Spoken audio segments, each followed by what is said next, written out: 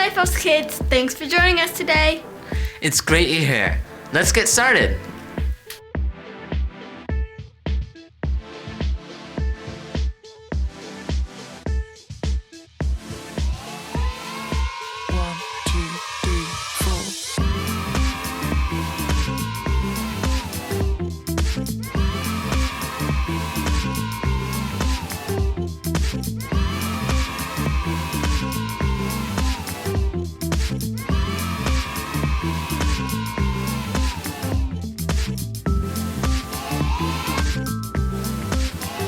This month at LifeHouse Kids, we're talking about trust.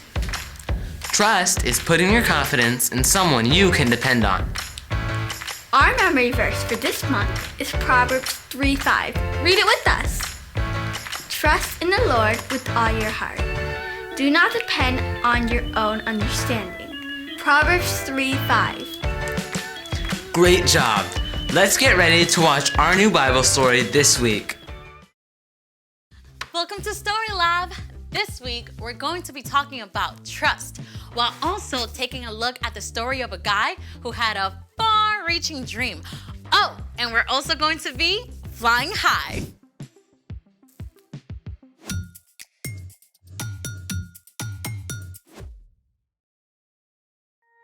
Hey there, I'm Amaya. And I'm Zeke. And today we're talking about trust, which is putting your confidence in someone you can depend on. And I'm depending on you to tell me what we're doing today. Have you ever been to the circus? Oh, I went once. And what was the coolest part? Oh, there were these guys getting shot out of cannons and other dudes doing crazy tricks on motorcycles and lions and tigers and bears. Oh my! But what about the acrobat? Oh yes, they were awesome sauce. Did you just say awesome sauce? Hey, it's in the dictionary. Awesome sauce! Extremely good! Excellent! Okay, your point.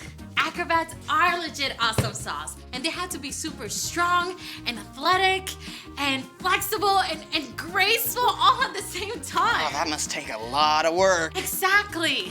And the most amazing thing is, we get to talk to an acrobat today. No way! Yes, wait. Her name is Grayson, and I'm calling her right now. Hi, everyone. Hey, Hi. Grayson. We are so excited to have you. Thank you for having me. So you're an acrobat? Yes, so I do all kinds of aerial work on trapeze, silks, lyra. The what now? Oh, well, I think I can show you guys some pictures. Trapeze, silks, and lyra. Wow. How do you even start doing stuff like that? Well, my friend had a birthday party at the circus gym, and I fell in love with it. How'd you even know how to do it? I had coaches to help me, so they got me started with a lot of the basics. Stuff like balance and strength training. Like pull-ups and stuff? Yes, lots and lots of pull-ups. You have to build up a lot of strength if you want to trust your body when you're in the air. Trusting the trapeze. For sure. So all of the apparatuses have to be tested a lot before we can trust that they're safe. Plus, we have big mats in case we do fall. Wait, so you have to trust your training and the apparatus? What about the people you work with? Well, there's my duo partner, Parker. I have to trust him a lot when he's throwing me in the air. Wait. Parker, he throws you like through the air? Yes. So I was terrified the first time we did it. But we started by practicing in spotting lines. They're like safety ropes to keep me up in case I do fall. Wow! So you have to trust your coach and your partner, plus the spotting lines, plus your training and the apparatus? All at once. So we have to communicate about everything. That is amazing. Thank you so much, Grayson. Before you go, can you show us some of your work? Yes, I'd love to.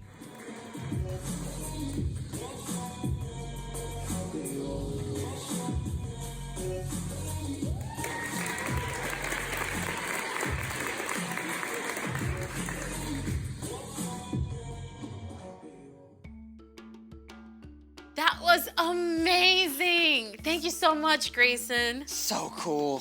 Thank you guys for having me. Bye, everyone. Bye. They Like you and I could do that?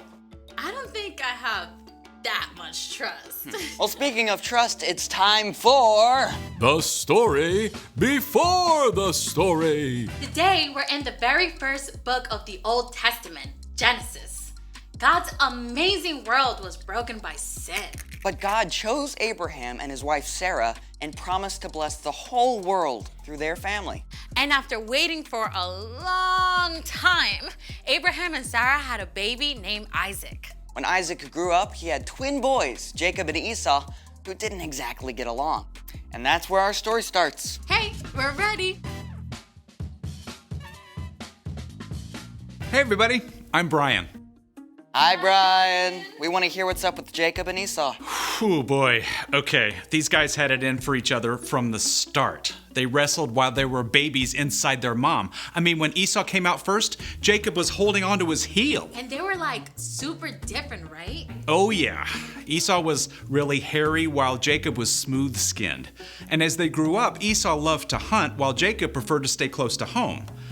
Now, Esau was the older brother by just a few minutes. This meant he had special rights to money and property and even leading the family one day. But he was such a hothead, he didn't always stop to think.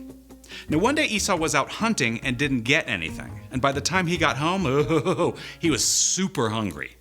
Jacob had just cooked up a pot of delicious red stew, and Esau begged him for some. Sell me your rights as the oldest. Fine. I'll die if I don't get something to eat. Esau threw away something really valuable for a bowl of soup. I bet he regretted that big time once his stomach was full. And things did not get any better between the brothers. Their father Isaac was very old, and he wanted to pass on a special blessing to his oldest son. So he sent Esau to go hunt and prepare him a tasty meal first. Now, this is where things get squirrely because Isaac's wife, Rebecca, overheard. And while parents are not supposed to have a favorite kid, Jacob was definitely Rebecca's fave. Rebecca came up with a crazy plan. Your father sent Esau to hunt wild game and prepare a meal so your father can bless him.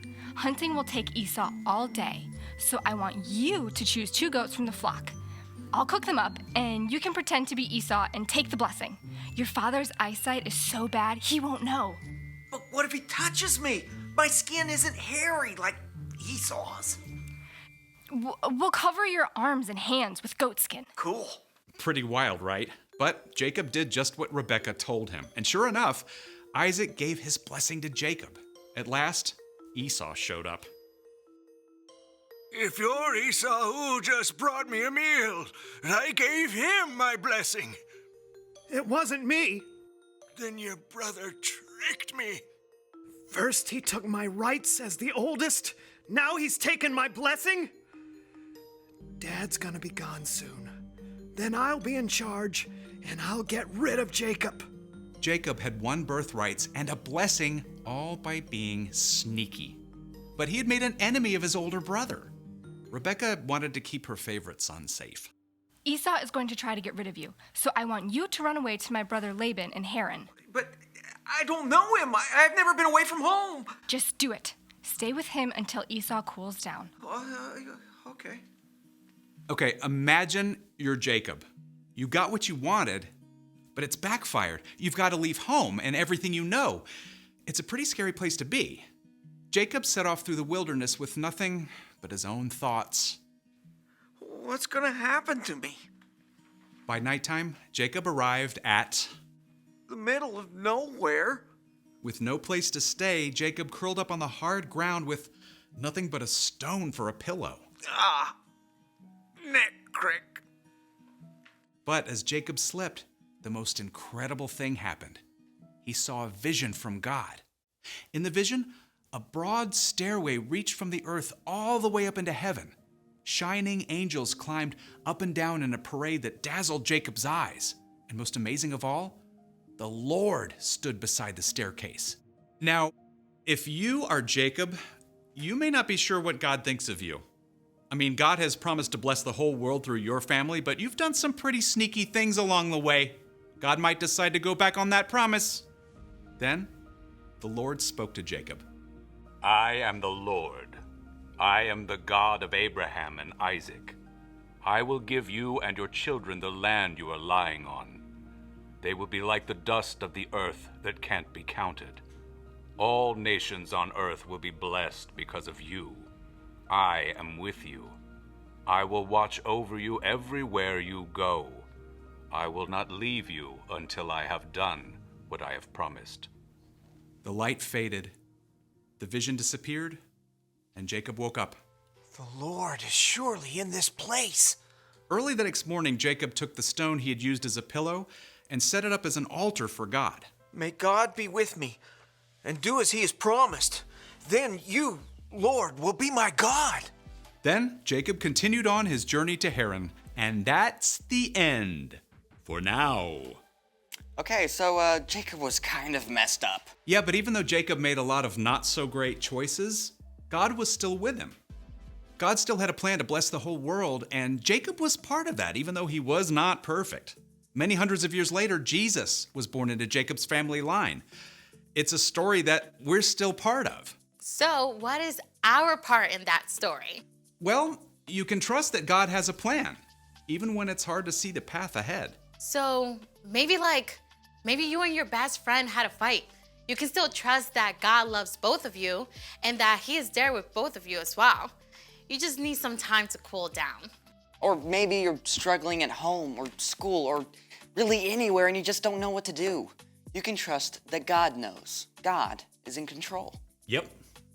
We don't always get to know the details of God's plans, but we do know God promises to make everything right in the end. Even if we mess up along the way. I think you've got it. I'm off. So here's the thing. You can trust that God has a plan no matter what's going on. Got it. Now, do you think we can fit a trapeze in here? Grayson is so good. Let's just watch her some more. Awesome sauce. See you next time. Bye. Thanks for joining us. If you're watching at home, thanks for tuning in. If you are at one of our campuses in Bakersfield, Coachella Valley, Delano or Wasco, get ready. because your small group leader has lots more planned for you. See you next time. Bye.